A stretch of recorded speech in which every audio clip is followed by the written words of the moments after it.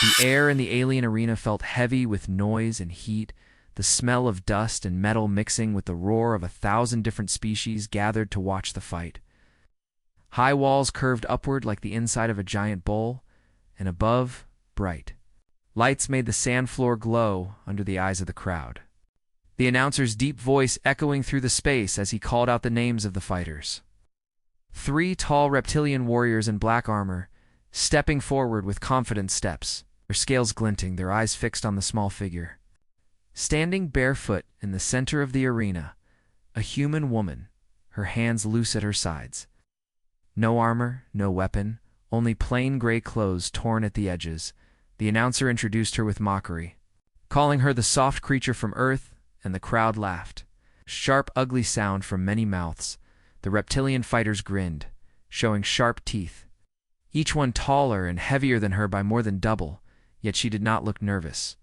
She did not move at all, her face calm as if she were standing in a quiet room instead of the center of a deadly fight. The signal to begin was given. The first reptilian moved fast, faster than his size suggested. His claws raised to strike, but before his arm finished coming down, his body hit the sand with a deep thud. His helmet rolling away, the crowd went silent for a heartbeat, unsure of what they had just seen. The second fighter stepped in at once, swinging low, but he froze mid-step. His mouth opening as if to speak, but no sound came. His knees buckled and he collapsed. The third hesitated, fear flashing in his eyes. Then he charged anyway, his heavy footfalls shaking the sand, yet somehow, between one blink and the next, he too was on the ground, unmoving, all 3 fighters defeated in less than 3 breaths. And the strange thing was that no one in the crowd, not even the cameras, caught the exact moves she had made. The alien commander, watching from the tall viewing box at the edge of the arena, leaned forward, his scaled fingers gripping the rail, his eyes narrowing as the crowd began to murmur in disbelief. He had read the report when she was brought in as a prisoner after a border raid.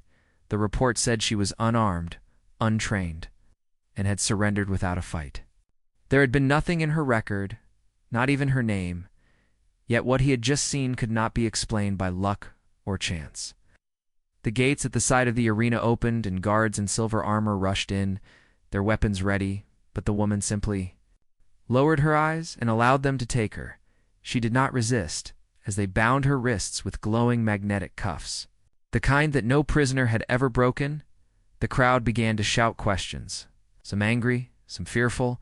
As the guards led her out of sight, the commander stayed still for a moment, thinking, his mind racing.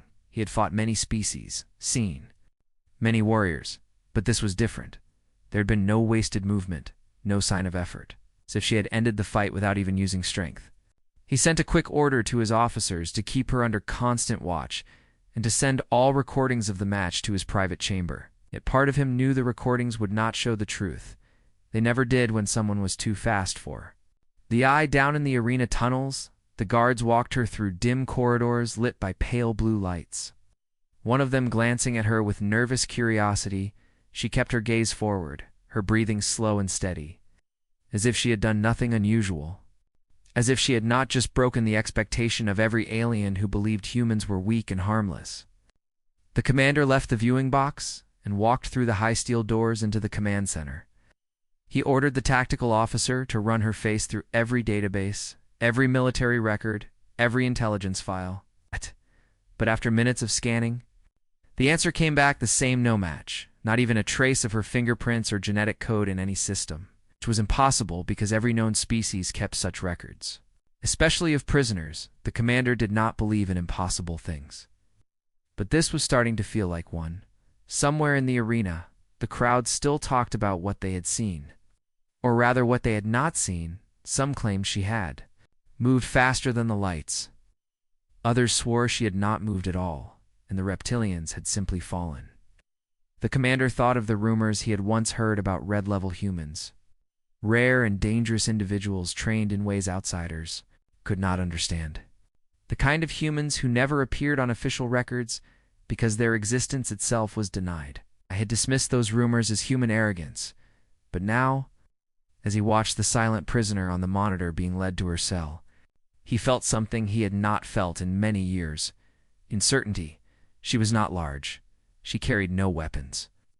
And yet she had destroyed 3 of his trained fighters before they even landed a strike. He wondered what she would do next, and whether. The arena had just witnessed the beginning of something far bigger than a single fight. Somewhere deep inside the station, as the heavy cell door closed behind her with a metallic clang, she sat down on the bench without a word, the cuffs still glowing on her wrists. Her head tilting slightly as if listening to something beyond the walls, and though no one could hear it, there was the faintest trace of a smile on her lips. The kind of smile that said she was exactly where she wanted to be. The cell was small, built of smooth black walls with no seams and no visible doors once they closed it. Only a narrow slot in the ceiling where pale blue light poured down. The air smelled faintly of oil and metal, and the silence felt thick. The woman sat on the hard bench with her wrists still bound by the glowing magnetic cuffs, her back straight, her eyes half closed as if she were resting. Outside the reinforced wall, 2 alien guards stood at attention, their weapons heavy in their hands. Every few seconds they glanced at the monitor showing her inside. She had not moved since they put her there. In the control room above, the commander watched the same feed with narrowed eyes. He could not shake the feeling that she was doing more than sitting. He ordered the interrogation team to prepare. Minutes later, the door opened, and 4 guards entered, with a tall officer carrying a device shaped like a curved helmet. They placed it over her head and activated it, a low hum filling the air. The officer explained that the device was designed to pull thoughts and memories directly from the brain, something no prisoner had resisted, yet after a few seconds, the hum turned into a sharp crack. The device sparked, and the officer jumped back in alarm, smoke curling from the machine. The readout screen showed nothing but static. The woman opened her eyes slowly and looked at him without a word. The officer felt a strange chill under her gaze, like she could see deeper than he wanted her to. The commander, watching from above, ordered them to try standard questioning.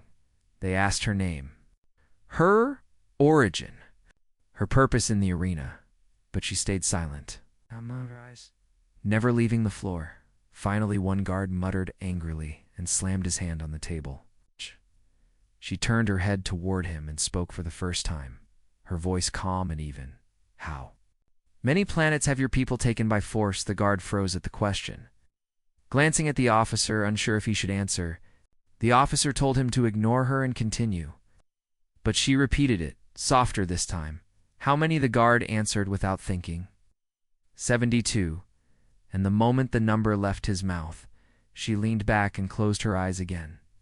As if she had just confirmed something important, the commander leaned toward the screen, replaying her words in his head. He sent a secure message to the station's upper command, describing the failed mind-read attempt and her strange reaction. The reply came back in under a minute, short and urgent. Do not harm the prisoner. Do not let her out of your sight. She may be an operative. The word operative caught the commander's attention. He had been told she was a civilian taken during a raid. But now someone higher than him believed otherwise. In the cell, the woman was left alone again. The guards uneasy, the failed device still lying on the floor where it had been dropped. She sat in the same position, breathing slow, her wrists still cuffed. Yet her presence seemed to fill the space more than before, as if she were no longer just a prisoner, but something dangerous waiting for the right moment. In the hallway outside, a young alien soldier came to replace one of the guards. He was new, barely out of training, and he had never seen a human before. Curiosity pushed him to peek into the small cell window. Her eyes opened instantly, locking onto his, and he froze. She asked in the same calm tone, "Do you know why?" "They fear humans." The soldier shook his head before he realized she was even speaking to him. "Because they think we are like them," she said, "but we're not." Before he could ask what she meant, the older guard barked at him to move along. The soldier walked away with her words echoing in his head. Back in the control room, the commander watched all of it, uneasy at how she seemed to control even the smallest interactions, like she was planting thoughts and letting them grow. He sent for extra surveillance drones to watch her cell from every angle, though part of him doubted it would help. As the lights dimmed for the station's night cycle, the woman shifted slightly, tilting her head as if she could hear something. Far away through the walls, her lips moved, but no sound came. and the cameras caught only a flicker of a smile before she went still again. The commander told himself she was just a prisoner, yet in the quiet of the night he kept checking her feed again and again, because deep down he felt that the cell was not holding her. It was holding everyone else back from her. The station's night cycle had dropped the lights to a dim blue glow. The endless hum of engines and air systems filling the silence like a low heartbeat. Most crew were in their quarters, only security patrols moving through the long metallic corridors in the command center. The commander sipped dark, bitter liquid from a glass and stared at the prisoner's feed. She was still sitting on the bench in the same position, eyes closed, cuffs glowing faintly around her wrists.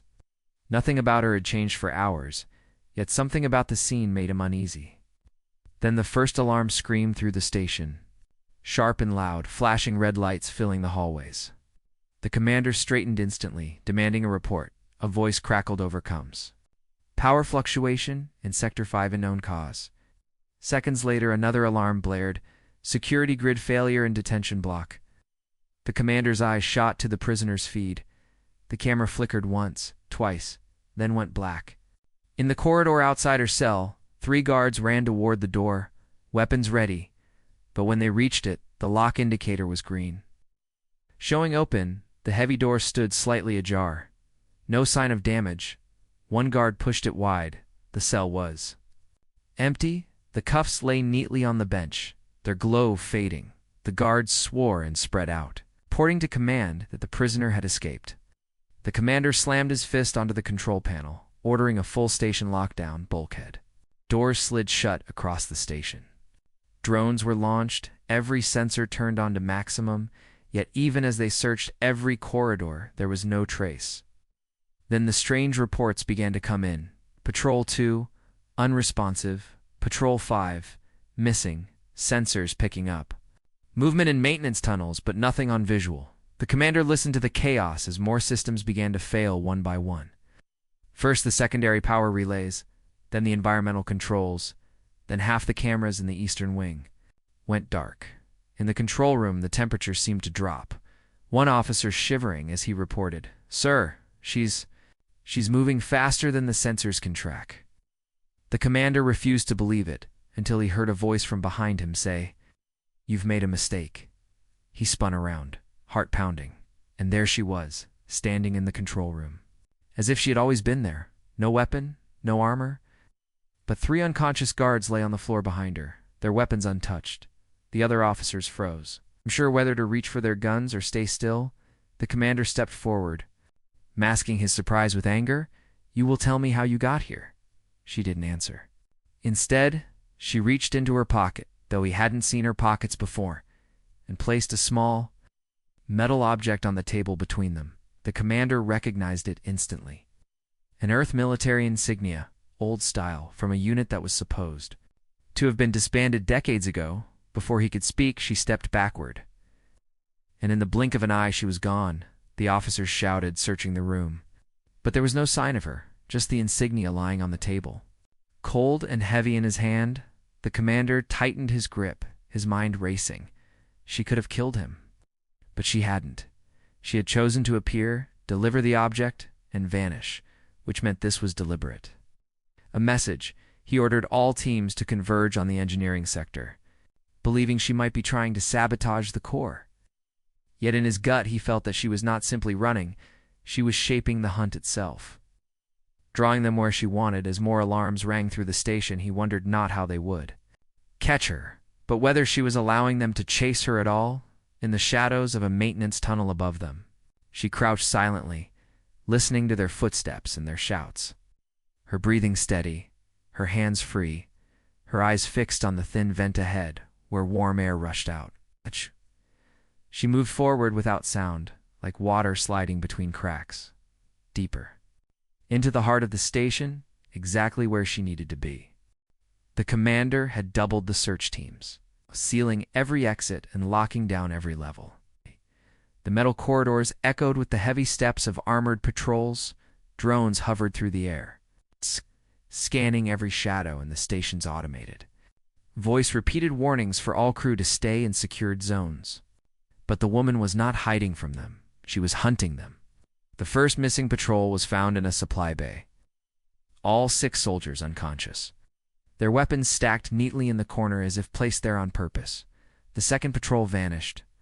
Completely, their comms still active but broadcasting only static. One officer reported seeing her reflection in the glass of a closed door. But when they opened it, the room was empty. Another swore he felt someone move past him in the hallway. But there had been no sound, no breath, nothing. The commander paced the control room, watching his people grow more nervous by the minute. He called for his strongest option, the station's most dangerous combat asset. A massive alien warrior bred for battle, over 3 meters tall, his armor reinforced with black plating, his hands like claws that could crush steel. The commander released him into the hunt with orders to bring the prisoner back alive. Hours passed before the sound of heavy impacts echoed through the engineering wing. A fight was happening.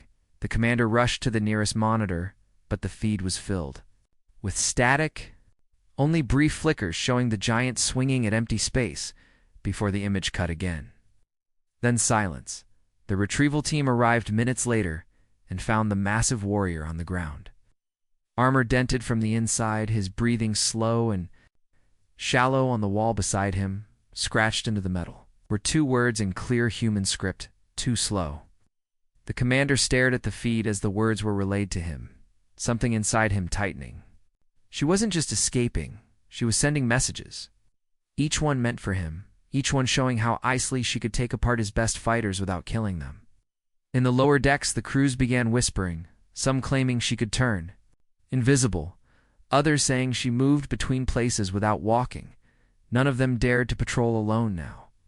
Always moving in groups, but even groups were vanishing.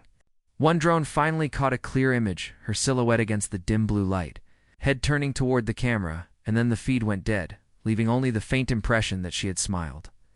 The commander's anger burned, but beneath it was something colder respect. He had fought many enemies, but none who could turn an entire station into their hunting ground with nothing but speed, skill, and control. He knew she could have killed dozens already, but she had chosen not to, which made him think she had a goal beyond survival, something she was moving toward, and he had the sharp feeling it was close. In a dark service tunnel far below the main decks, she moved like a shadow. Every step silent, her breathing calm. She knew the search patterns. She could hear the faint hum of their scanners and the heavy thuds of armored feet far away, but none of it slowed her. Ahead was the maintenance hatch she had been looking for, the one place the commander's teams could not reach in time. She opened it and slipped inside, the hatch closing with the quietest click. The commander stared at the map of the station, seeing her blip disappear again, his jaw tightening. She was ahead of him at every turn, and he began to wonder if the hunt had ever been his to control at all. The maintenance hatch led her into the engineering bay, a huge open space filled with humming reactors, pipes thick as trees, and walkways crisscrossing above bottomless pits of machinery. The noise was loud enough to hide her steps, steam hissing from vents as she moved across the shadows. Above her, searchlights swept slowly, scanning for movement. But she knew exactly where the blind spots were. She had studied this place the moment they brought her in, and now she was finally where she needed to be, on the far side of the bay. A secure door stood sealed with heavy locks. 2 guards in silver armor stood beside it, their weapons pointed toward the ground but their eyes alert. She dropped silently from the upper walkway, landing behind them before either could turn. Her hands moved like flashes of light. A touch to the neck of one, a sweep to the legs of the other. Both collapsed without a sound. She keyed in a code. On the panel beside the door, one the commander would never have guessed she knew, and the heavy door slid open with a hiss. Inside was not machinery or weapons, but a small room lit by soft yellow light. In the center was a narrow bed, and on it sat a human child, no older than 6, his eyes wide with fear. When he saw her, he froze for a moment, then ran into her arms. She held him close, her voice gentle for the first time since she had been taken. "I'm here now," she told him, and his small hands gripped the back of her shirt. Outside in the control room, the commander stared at the security feed, shocked. A child, he said to himself. No one on the station had known. The boy had been captured during a raid and kept hidden for reasons even the commander didn't fully understand. Now, it was clear this woman had not been a prisoner by accident. She had let herself be taken to find him. The commander sent every available team to block her escape, sealing hangar bays, locking every door between her and the exit. But she was already moving, the boy in her arms, her steps fast but silent. A group of soldiers blocked the corridor ahead, weapons raised. She stopped in front of them, her breathing steady, her eyes cold. The commander's voice came over the loudspeakers. "You cannot leave this station." She stared at the camera above the corridor and replied, "You don't understand. I was never your prisoner." Then she moved. Faster than their eyes could follow, weaving between them, disarming each soldier with quick, sharp strikes, weapons clattering to the floor as bodies hit the walls. Not one soldier dead, but not one able to stand. When she reached the next junction, the commander himself was there. Flanked by two heavily armed guards, he looked at her for a long moment, his voice lower now. "How can you do this without a weapon?" She shifted the boy in her arms and said, "Weapons are slower than will." Then she stepped forward. The commander raised a hand to stop his guards from firing, his eyes locked on hers as she passed. He knew then that she could have killed him at any point during the hunt, but she hadn't, and that choice made him more uneasy than any show of force. He watched her vanish into the shadows of the docking ring, and for the first time in years, he felt like the fight had never belonged to him at all. The docking ring was locked down, blast doors sealed, and security teams spread across every platform. The commander stood in the control room, watching the feeds from dozens of cameras, certain that this time she could not slip through, yet deep down he felt the same unease he had carried since the arena. She was out there somewhere, and she had a way. The boy in her arms clung to her neck as she moved through the maintenance shafts above the docking bay, the hum of engines vibrating. Under her feet, below them, soldiers scanned the open space, weapons ready, their eyes darting at every shadow. She moved with the quiet rhythm of someone who knew the station better than those who built it. Slipping through vents, dropping behind stacks of cargo, always just outside the camera's view. When she reached the last hatch, she stopped, listening, timing the movement of patrols by the echo of their boots. She stepped out into the hangar's upper catwalk. The blast doors to space closed tight at the far end. The commander's voice echoed over the loudspeakers, calm but edged with frustration. "You cannot get through, human. The doors will not open without my command." She kept walking, her steps even. Her eyes fixed forward, soldiers began to close in from both sides, weapons raised. The boy buried his face in her shoulder. The commander gave the order to fire. But in that instant, every weapon in the hangar clicked uselessly, their triggers locked. The soldiers looked at each other in shock. Trying to reset their weapons, above them the lights flickered, then dimmed. The gravity in the hangar shifted, pulling slightly toward the far wall, as if the floor itself was tilting. A low rumble filled the air. The massive blast doors began to slide open on their own. And beyond them, in the cold black of space, an unmarked human stealth ship hovered silently. Its dark hull absorbing the light, a voice came through the hangar. Speakers not from the commander's system, but from the ship itself. "Captain, your ride is here." The woman didn't slow. Didn't look at the soldiers frozen around her. She stepped onto the edge of the open hangar, the ship's ramp extending toward her in a perfect line. She walked up without breaking stride, the boy still in her arms. At the top, she turned her head once toward the commander watching from above, their eyes meeting for a brief moment. No words passing between them, but something unspoken settling there. The ramp lifted, the ship turned, and in the blink of an eye it was gone, vanishing into the black as if it had never been there. In the control room, the commander stood still, the silence of the hangar pressing heavy through the coms. He knew. Now that she had never been escaping, she had been testing them, measuring their strength, and letting them see just enough to know they were not ready for whatever humans like her truly were, somewhere out in deep space. That knowledge would reach other alien leaders, and whispers would grow about the unarmed human who floored 3 foes before they blinked, the wrong prisoner who had never been a prisoner at all. And the commander understood with a quiet certainty that this was not the last time he would hear of her.